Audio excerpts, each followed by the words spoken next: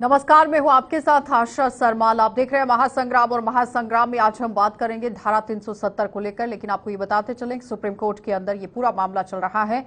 आज सारे पिटिशनर्स ने अपनी बात सामने रखी है। कल यूनियन ऑफ इंडिया लगातार अपनी बात सामने रखेगा, लेकिन किस तरह से 1957 को लेकर बातें उठ रही थी उस पर जरा रोशनी डाल देते हैं और पूरी तरह से जम्मू कश्मीर की कहानी क्या कुछ थी वो जरा समझ लीजिए। और उसके बाद फिर पैनल की तरफ चलेंगे और देखेंगे कि किस तरह से पिटिशनर्स ने अपनी बात सामने रखी है और क्या कुछ फैसला आने वाले समय में यहां पर आ सकता है। लेकिन फिलहाल एक बार फिर से आपको बताते चले कि ये पूरा मामला सुप्रीम कोर्ट के दायरे में इस वक्त चल रहा है। अब देखना यह होगा कि क्या कुछ यहां पर फैसला सुप्रीम कोर्ट की तरफ से सामने रखा जाएगा, क्योंकि कोर्ट का फैसला सर्वोपरि है, सर्वमान्य है। तो जम्मू कश्मीर की कहानी यहां पर क्या कुछ है वो जरा समझ लीजिए, क्योंकि यहां पर 1947 के बाद 2021 तक की पूरी तरह से डिटेल्स क्या कुछ कहती है समझिए रखिए। जम्मू कश्मीर की कहानी सैकड़ों साल पुरानी है और इसका गौरवशाली इतिहास इसकी पहचान है।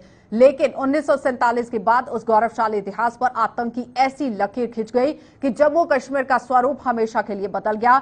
हक के लिए लड़ता हुआ कश्मीरी, सड़कों पर तैनात सुरक्षा बल और पाकिस्तान की नापाक साजिशें, घाटी की ये पहचान यहां पर बन गई। तो आजादी के 72 साल की बात करें, लेकिन आज आप देखिए 76 साल हो चुके हैं और मुकम्मल तरीके से बुलंदी की सीढ़ी पर देश चढ़ता चला जा रहा है। लेकिन इस बीच में 15 अगस्त 1947 को भारत आजाद हुआ, लेकिन जम्मू कश्मीर के शासकों की तरफ से किस तरह से बात रखी गई आपको ये बताते चले कि 26 अक्टूबर 1947 को महाराजा हरि सिंह ने यहाँ विलय पत्र पर हस्ताक्षर किए थे। भारतीय सेना यहाँ आप देखिए कबालियों से किस तरह से लड़ाई करती नजर आई। उसके बाद 1948 में पहली बार कश्मीर यहाँ मुद्दा जो है वो संयुक्त राष्ट्र पर पहुंचा और भारत की तरफ से विरोध किया गया और पाकिस्तान ने यहाँ कश्मीर के कुछ हिस्सों पर बलपूर्वक कब्जा भी कर लिया। तो जम्मू कश्मीर में पहली बार यहाँ अंतरिम सरकार का गठन हुआ, शेख अब्दुल्ला को प्रधानमंत्री घोषित कर दिया गया और उस बीच में 21 अप्रैल 1948 में यहाँ यूएन के संकल्प में भारत पाक के युद्ध विराम और फिर जनमत संग्रह की मांग यहाँ पर की गई।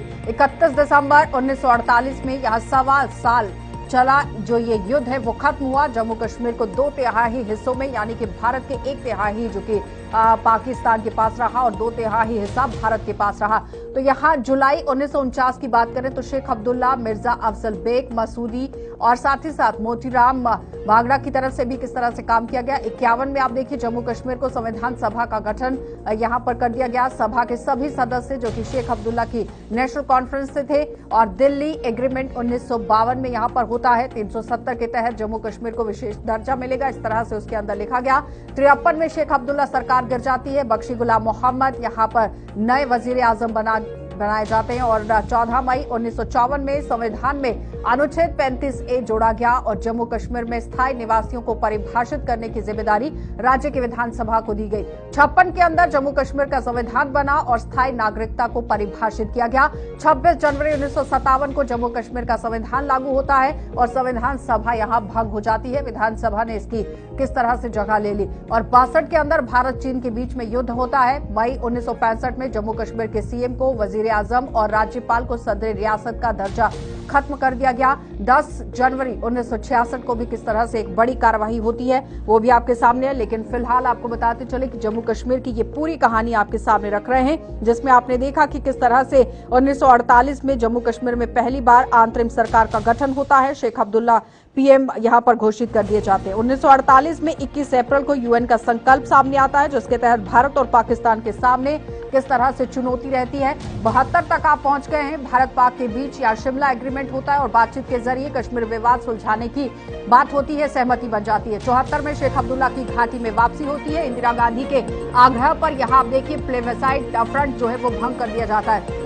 24 फरवरी 1975 में कश्मीर एकॉर्ड पर हस्ताक्षर होते हैं। इंदिरा ने कहा कि यहाँ जनमत संग्रह की कोई गुंजाइश नहीं है, उसे खत्म कर दिया जाएगा। और जून 1977 में कांग्रेस ने नेशनल कॉन्फ्रेंस की सरकार गिरा दी और चुनाव में फिर शेख अब्दुल्ला सरकार में वापसी करते हैं। 8 सितंबर 1982 में शेख अब्दुल्ला का निधन हो जाता है। उनके बेटे फारूक अब्दुल्ला रियासत में आप देखिए सदर किस तरह से वो बन जाते हैं। 1987 में चुनाव में नेशनल कॉन्फ्रेंस की जीत होती है। मुस्लिम यूनाइटेड फ्रंट को सिर्फ 4 सीटें मिलती है, यानी कि मुस्लिम यूनाइटेड फ्रंट को पूरी तरह से हरा दिया जाता है। धांधली का आरोप यहाँ पर लगाया जाता है एमयूएफ की तरफ से। 8 दिसंबर 1989 में गृह मंत्री मुफ्ती मोहम्मद सईद की बेटी का अपहरण हो जाता है। जम्मू कश्मीर लिबरेशन फ्रंट की तरफ से ये पूरी तरह से बात कही जाती है कि यहाँ पर अगवा किया गया है, लेकिन उस बीच में 5 आतंकी भी छोड़े जाते हैं। लेकिन उस बीच में आपने देखा था कि बदलाव जम्मू कश्मीर के अंदर किस तरह से रहा।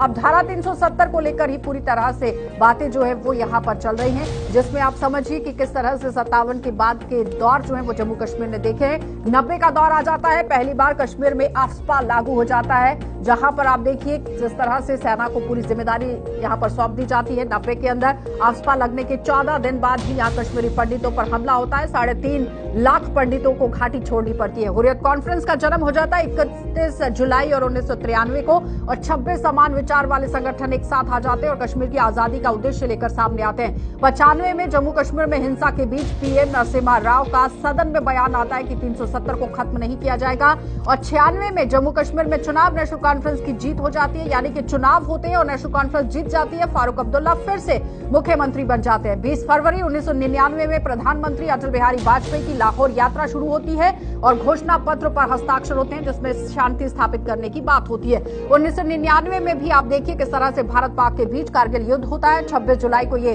युद्ध शुरू होता है और महज आपने देखा कि किस तरह से सैनिकों की शहादत भी हुई, लेकिन कब्जा भारत ने पूरी तरह से छुड़ा लिया और हार का सामना पाकिस्तान को करना पड़ा था। लेकिन उस बीच में जम्मू कश्मीर में किस तरह से हालात रहे। 99 में दिसंबर 24 की अगर बात करें तो प्लान आईसी जो कि 814 है वो हाईजैक हो जाता है। आतंकियों की मांग पर जैश के यहाँ प्रमुख जो कि मसूद अजहर है, अहमद जरगर और शेख अहमद उमर सईद को रिहा कर दिया गया।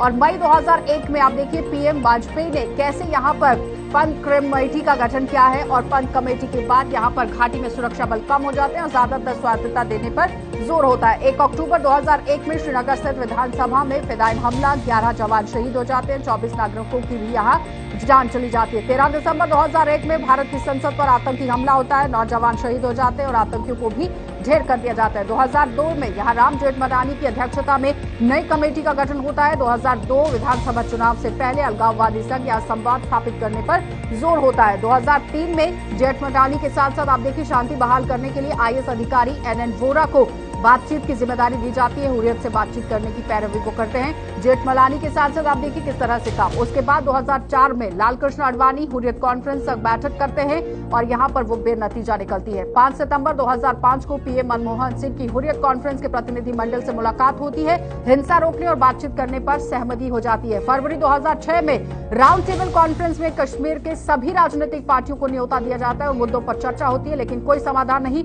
31 मई 2006 में यहाँ आतंकियों ने गुजरात यात्रियों की बस पर ग्रेनेड से अटैक कर दिया। 8 यात्रियों की मौत और सीएम गुलाम नबी आजाद विशेष तौर पर आप देखिए विमान मंगाते हैं और उन लोगों को यहां से भेजा जाता है। ये डिटेल आपके सामने रखना इसलिए जरूरी है क्योंकि 1957 की बात उठ रही है कि 57 से पहले 370 क्या था और 57 के बाद किस तरह से जम्मू कश्मीर के अंदर बदलाव यहां पर रहा है। अब जल्दी से देख लीजिए 2014 में जम्मू कश्मीर विधानसभा चुनाव में पीडीपी को 28 और बीजेपी को 25 सीटें मिलती है और एनसी को 15, कांग्रेस को 12 सीटें मिलती है। 1 मार्च 2015 को कई दौर की बातचीत के बाद बीजेपी पीडीपी ने मिलकर सरकार बना दी। मुफ्ती मोहम्मद सईद यहां पर सीएम बन गए और निर्मल कुमार सिंह को यहां पर आप देखिए किस तरह से डिप्टी सीएम बना दिया गया। 7 जनवरी 2016 को सीएम मुफ्ती मोहम्मद सईद का निधन हो जाता है। महबूबा मुफ्ती पहली महिला सीएम जम्मू कश्मीर की बन जाती है। 18 सितंबर 2016 में जैश के 5 आतंकियों ने उन्हें स्थित सेना की ब्रिगेड हेडक्वार्टर पर हमला कर दिया। 19 जवानों की यहां पर आप देखिए शहादत हो जाती है। लेकिन उस बीच में 28 सितंबर 2016 को भारतीय सेना ने पीओके में 3 किलोमीटर अंदर जाकर सर्जिकल स्ट्राइक की और कुल मिलाकर यहां पर बदला लेने की कोशिश होती है।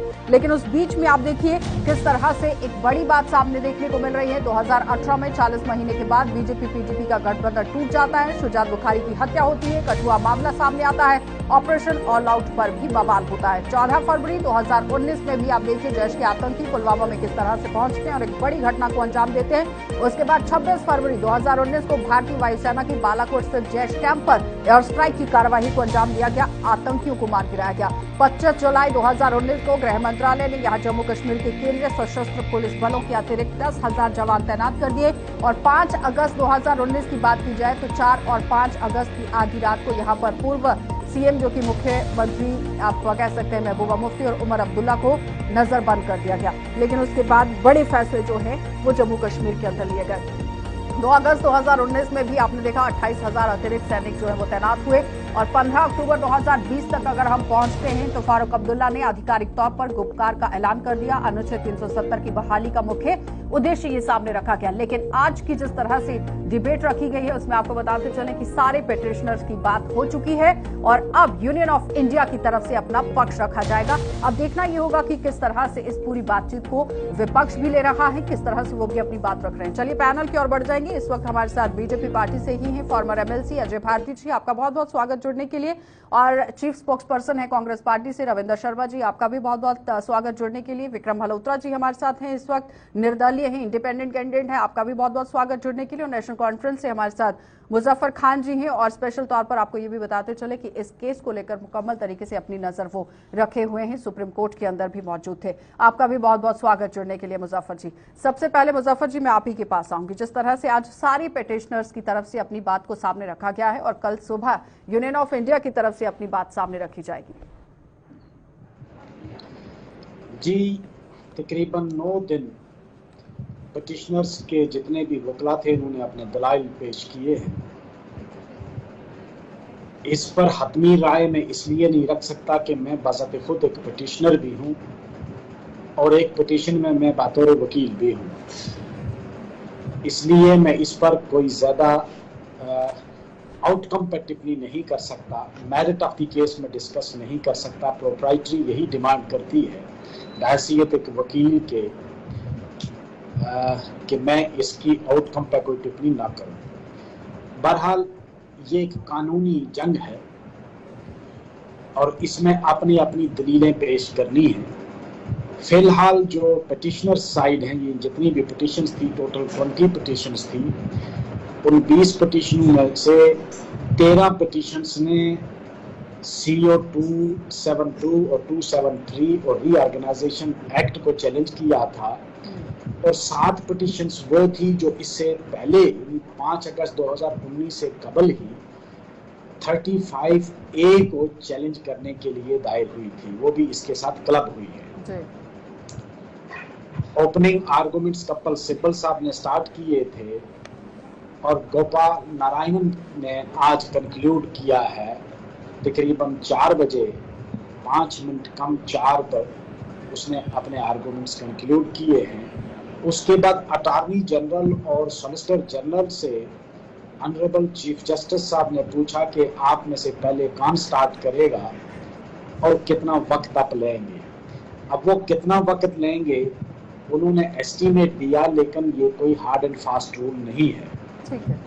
इसमें मुझे लगता है हरीश साल्वे साहब का भी मैंने आज सुना है, महेश जेठमलानी हैं, द्विवेदी हैं और जो बड़े लॉयर्स हैं वो भी इसमें। ठीक है मुजफ्फर जी। रविंदर जी देखिए, जैसे मुजफ्फर साहब बता रहे, ये तो अभी एक प्रक्रिया है कि मामला सुप्रीम कोर्ट जो है वो सुन रहा है। हमें ज़्यादा टिप्पणी तो नहीं करनी चाहिए, बड़े इंटरेस्ट से लोग सुन रहे हैं। बहुत बड़े बड़े ब्रेन, बहुत बड़े बड़े लीगल ब्रेन जो हैं वो इस पे अपने आर्गुमेंट दे रहे हैं दोनों पक्ष से। बहुत इंटरेस्टिंग है, हिस्टोरिकल है, इतिहास में, जुडिशियल इतिहास में ये बहुत बड़ा फैसला भी होगा और एक बहुत बड़ा लंबा आर्गुमेंट भी है। बहुत कॉम्प्लिकेटेड सब्जेक्ट भी है आम लोगों के समझने के लिए जी। और दफ़ा 370 जम्मू कश्मीर के मेजॉरिटी लोगों के लिए एक आर्टिकल ऑफ फेथ था। 75 साल वो इसका हिस्सा रहा और जम्मू कश्मीर की आज अगर मैं सवाल आपको बता दूंगी मुजफ्फर जी। जम्मू कश्मीर की आज अगर आप स्थिति देखें तो मैं तो आज की उन चीज़ों पे ज़्यादा चर्चा करूंगा बगैर के लीगल एस्पेक्ट जो है वो हम सुप्रीम कोर्ट पे छोड़ देते हैं कि मेन आर्गुमेंट उसमें ये था कि कॉन्स्टिट्यूएंट असेंबली जो है वो उसके अबालिश होने के बाद क्या ये परमानेंट हो गया या इसको इस तरीके से अबालिश एब्रोगेट किया जा सकता था।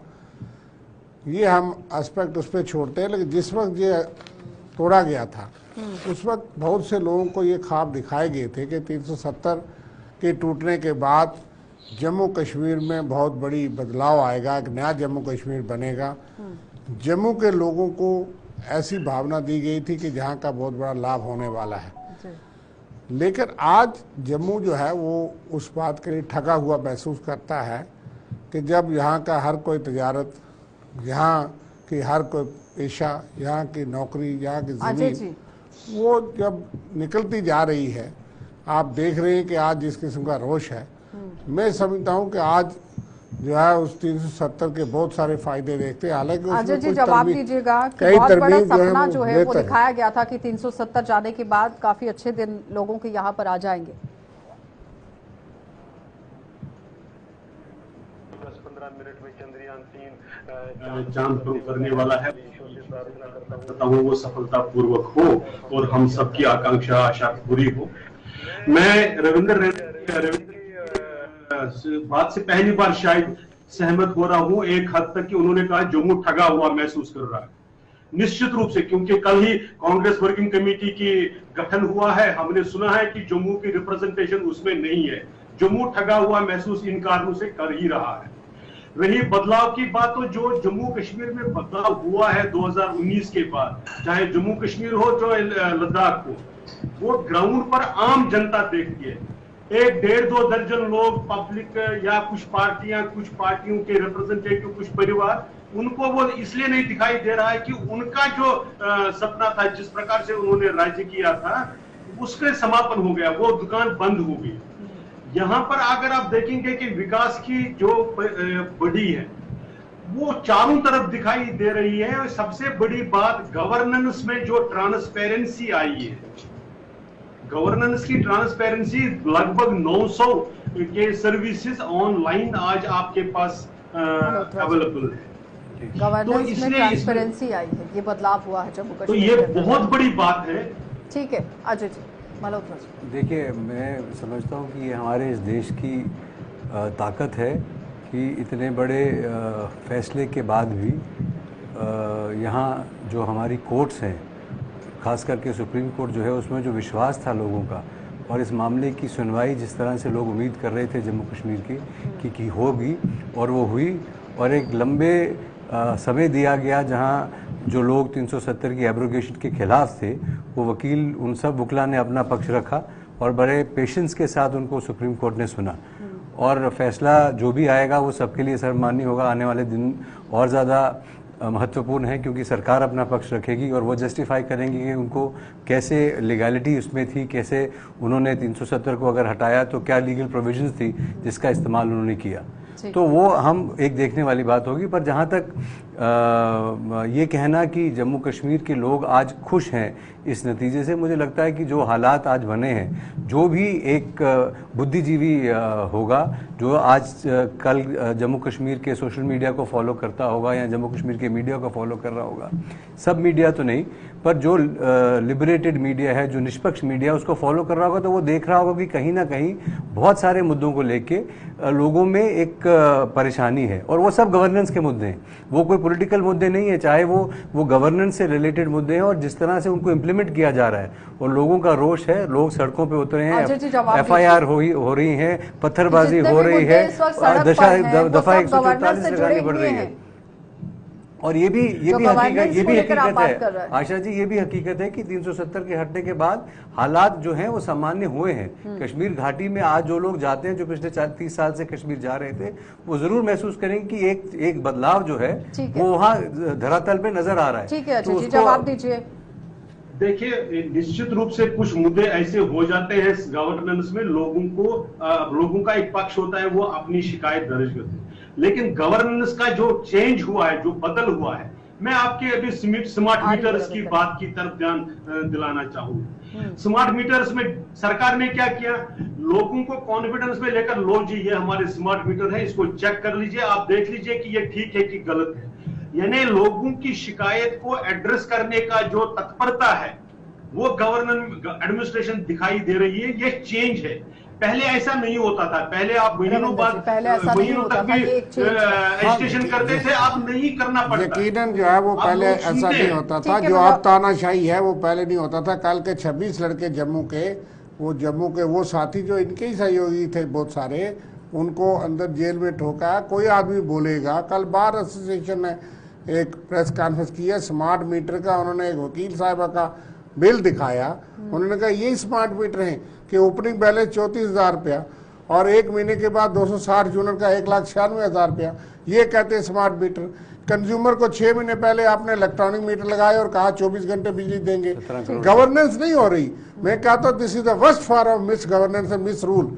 और जम्मू ठगा हुआ इसलिए महसूस कर रहा है कि आज जो बोलेगा, जहाँ जेल जाएगा, जहाँ ठोका जाएगा, जहाँ लाठी चार्ज होगा, तो इसलिए जम्मू ठगा हुआ महसूस कर रहा है। ये नया फॉर्म ऑफ गवर्नेंस है। वो कह रहे हैं कि जिस तरह से आप ही की तरफ से ठगा हुआ महसूस करने की बात कही गई, उन्होंने आपका जवाब दिया है।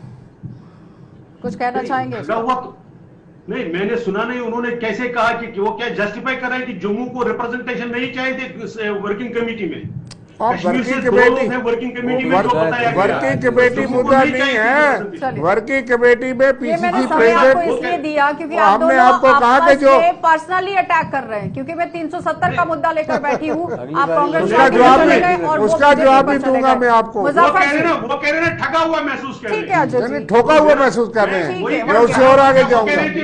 पर्सनल कमेंट के लिए नहीं बैठी हूँ मैं यहाँ पे, ठीक है। आज जम्मू ठोका हुआ महसूस कर रहा है। जिस तरह से 1957 तक आप देखिए ना किस तरह से डिटेल्स जो है वो सामने रखी जा रही थी मुजफ्फर जी, कि 47 में भारत आजाद होता है, विलय नहीं किया गया था, लेकिन 47 में अगर बात करें तो स्टैंड स्टिल एग्रीमेंट होता है, उस पर साइन होते हैं, और उसके बाद दोबारा से 47 में 24 अक्टूबर 1947 को कश्मीर पर हमला हो जाता है, या कई तरह की इस तरह से डिटेल सामने रखी गई।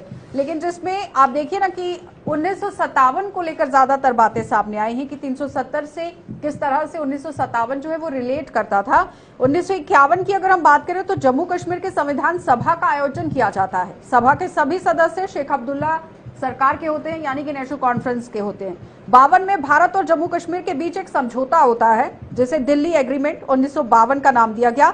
इसके मुताबिक 370 को विशेष दर्जा मिलेगा, इस तरह से यहाँ पर कहा गया था। उसके बाद 53 में शेख अब्दुल्ला की सरकार गिर जाती है, फिर से बख्शी गुलाम मोहम्मद को नया पीएम बना दिया जाता है। फिर 54 में राष्ट्रपति डॉक्टर राजेंद्र प्रसाद यहाँ पर आते हैं और 14 मई 1954 को एक आदेश पारित होता है जिसमें संविधान में 35A को जोड़ा गया। जो आपकी बातें सामने रखी गई थी, आपकी तरफ से ही ये सारी बातें कही गई हैं मुजफ्फर जी, और उसके बाद आपने देखा कि किस तरह से परिभाषित इसे किया जाता है। लेकिन 26 जनवरी 1957 को जम्मू कश्मीर का संविधान लागू हुआ था। नवंबर 1956 में संविधान को लेकर काम पूरा हो गया था, लेकिन इसको आगे बढ़ाया गया, 57 तक लेकर गए, और 26 जनवरी में आप देखिए किस तरह से 57 में काम हुआ।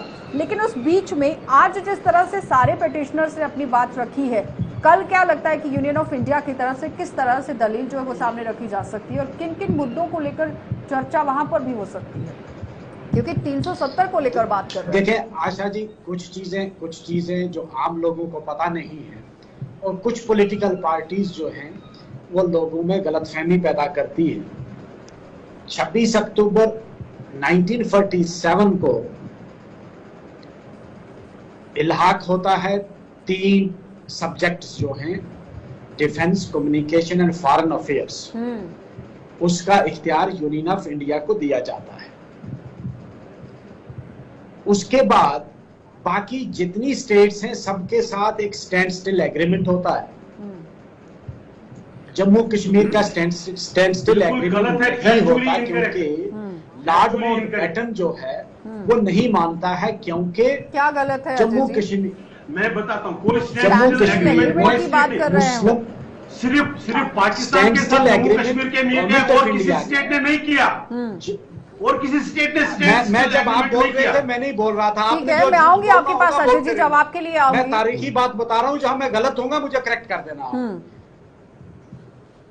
आशा ji, standstill agreement union of India ने साइन नहीं किया महाराजा का, और ना ही महाराजा ने, बाकी तमाम स्टेट्स ने मर्जर एग्रीमेंट साइन किया था, स्वाय महाराजा जम्मू कश्मीर के तमाम ने। और एक सब्सिक्वेंट एक्सेशन जिसको रिवाइज्ड एक्सेशन कहा गया, जो व्हाइट पेपर का हिस्सा है, जब कॉन्स्टिट्यूट असेंबली ऑफ इंडिया ने व्हाइट पेपर इशू किया तो उस व्हाइट पेपर का ये तीनों डॉक्यूमेंट हिस्सा है। चलिए अजय जी जवाब दीजिए। एक्सेशन, रिवाइज्ड एक्सेशन, सबसे पहले तो गलत जानकारियां दी जा रही है। ठीक है, हमारी स्टेट जानकारी है कि जम्मू हमारी कश्मीर स्टेट का में जो ना तो स्टैंड स्टिल साइन हुआ या मर्जर हुआ, उसके हमें बदले बोलने देंगे क्या? 370 प्रोविजन कॉन्स्टिट्यूट असेंबली में रखा गया। और मैं भी बात कुछ तो डिटेल उनकी आवाज मुझे सुनाई नहीं दे रही है। ठीक है, सबसे पहले मुझे उनकी मैं आवाज क्लियर नहीं करना मैं चाहता सुना हूं देती हूँ ना। वो कह रहे हैं कि जो स्टैंड स्टिल समझौते को लेकर आप बात कर रहे हैं वो पाकिस्तान के साथ नहीं हुआ था, पाकिस्तान के साथ हुआ था और किसी स्टेट ने नहीं किया पाकिस्तान ने साइन साइन और किया किसी था, स्टेट यूनियन ने ऑफ नहीं इंडिया ने किया नहीं किया था। नहीं, और किसी स्टेट सब ने स्टेट नहीं में किया है। कान कहता है नहीं है, वाइट पेपर का हिस्सा है दूसरी पार्लियामेंट बात, में। आशा जी आप मुझे बात करने कान दीजिए, कहता है कि नहीं कान हुआ साहब हमें बोलने है। दीजिए। स्टैंड जवाब स्टिल दीजिए सब अजय जी। स्टेटों के साथ हुआ। सबसे पहली बात, जो महाराजा हरि सिंह ने जो ये क्या कह रहे हैं मुझे इंस्ट्रूमेंट सुनाई ऑफ नहीं दे रहा। टैक्सेशन पर साइन किया, वही 550 लोगों ने किया, वो किसी भी तरह से अलग नहीं था। दूसरी बात, इन पार्टियों ने सुप्रीम कोर्ट में एक इशू उठाया कि भाई मर्जर डॉक्यूमेंट हुआ।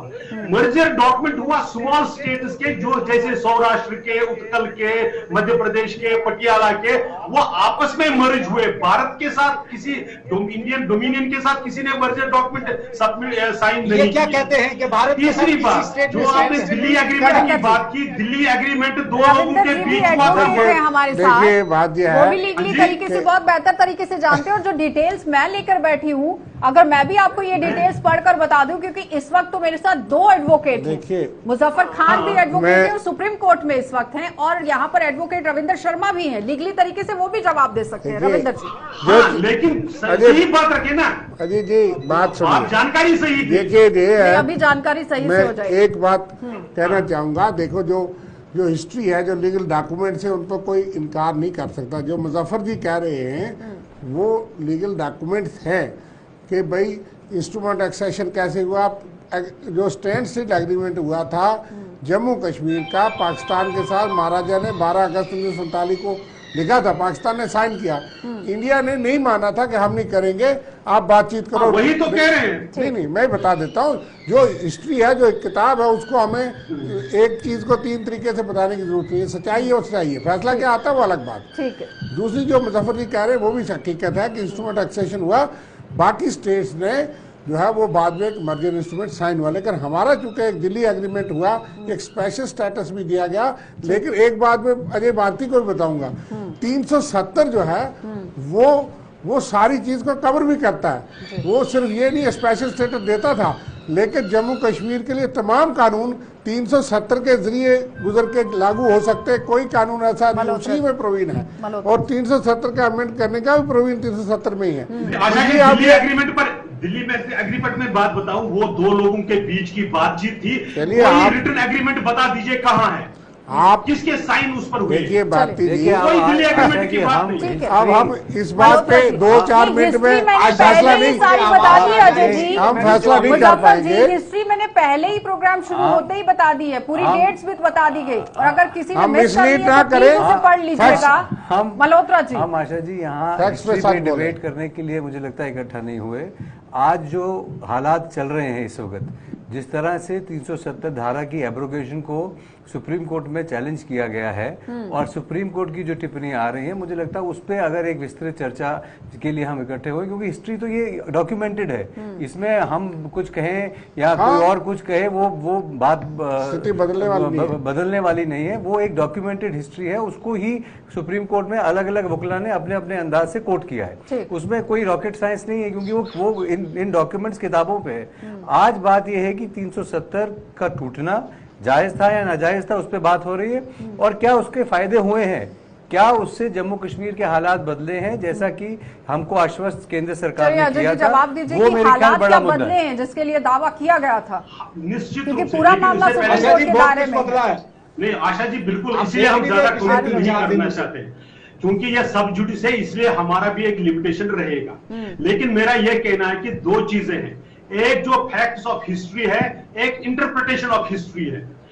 ये लोग वो हर पार्टी अपने नजरिए से करती है, मुजफ्फर जी, उसको फैक्ट के प्रेजेंट अजीत जी, वो ऐसा आप अपने नजरिए से करते हैं, आशीष बाबू अपने नजरिए से करते हैं। मुजफ्फर जी, मैं दिल्ली अकॉर्ड पर फिर कह रहा हूं बदला कि है, कोई साइन और डॉक्यूमेंट बता दीजिए। ठीक बाहर के नहीं लोग है, आकर मुजफ्फर इन्होंने जी, यहाँ बसा जी, दिए। क्या ये बदला क्या है?